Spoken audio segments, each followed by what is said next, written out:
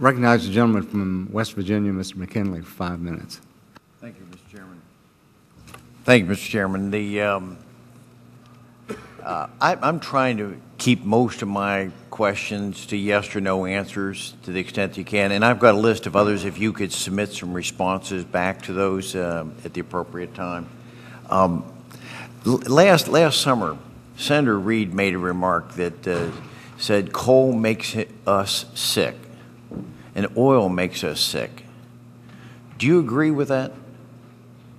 Only in that pollution makes us sick. So if they are the source of pollution, then yes, but it's the pollution that makes us sick. I've heard a lot today about the health benefits, and I don't want to diminish those concerns about the health benefits. But I've come to Congress 34 days ago with a bigger concern that there are 15 million people out of work today in America. And a lot of it's attributed back to the actions of the EPA and some of their activities or over-regulation. I'm seeing in West Virginia a mine shut down that had a permit 3 years ago. Now 250-some people are out of work.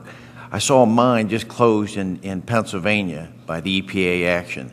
I've seen the issues of water quality in West Virginia and all other states east of the Mississippi that is more stringent than bottled water that you can buy in a supermarket.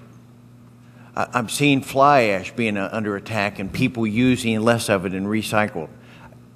I'm just so concerned that the EPA is, with all due respect, out of touch with what's going on in America. And I would like to, if you could please just cite one example of where the EPA has collaborated with a major industrial employer and they've increased their jobs in a significant way. Can you cite one example?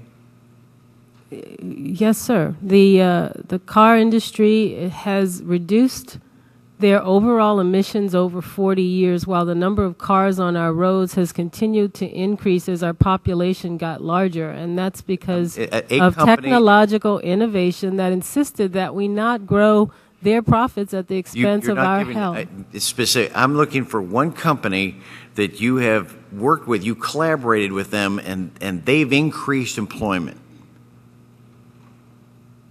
Certainly, sir. Anytime an industry invests in pollution control, they are hiring workers, everything from engineers to technicians to people who design and implement and put on scrubbers so that when you burn coal in a power plant, the emissions are clean. All of those jobs are part of the legacy of the Clean Air Act and EPA's work to protect health.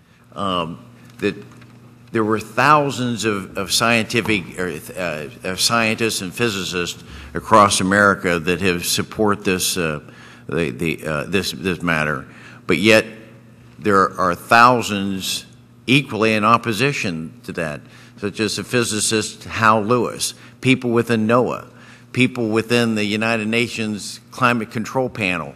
There are others that are supporting that, and they conveniently seem to be ignored in this. Was Hal Lewis wrong when he said this was one of the greatest frauds being perpetrated on the people of America?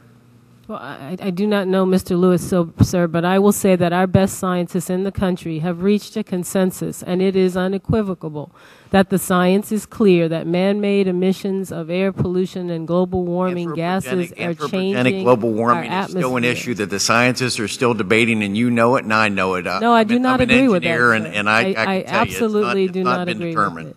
I am an engineer as well, and I know to look to scientific experts to make decisions like this. I am not an expert on the climate, so what we've done is look at people like the national academies across the entire federal government. Back to a comment that perhaps it wasn't worded, because I found the answer a little humorous. It said something to the effect that you didn't presume to direct Congress how to act.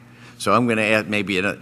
Would you favor, do you support the idea that Congress may very well want to take action to, do they have the right to vote up or down on any major EPA regulatory offering?